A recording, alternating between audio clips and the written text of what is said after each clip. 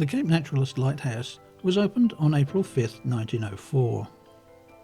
At just 19 metres high, it's much less impressive than its southern neighbour at Cape Leeuwin.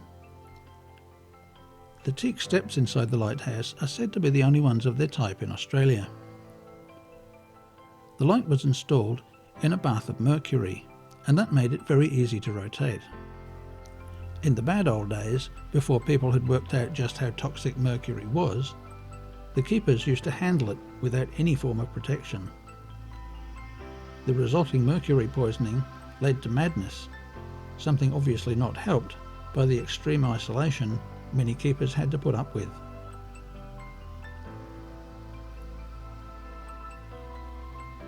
When both the Cape Naturaliste and Leeuwin lighthouses were complete, the Southern Cape area was made much more safe for shipping.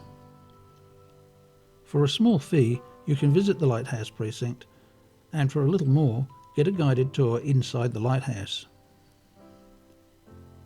The money goes back into maintaining and upgrading this historic site, and so it's money well spent. 3 of the buildings on the site used to act as housing for the lighthouse keepers. One has been turned into the entrance building and has a small souvenir shop. Another has been turned into a cafe, and the third is earmarked for development as a small museum. The cottages are said to be haunted by 2 ghosts, known as Mary and Harry.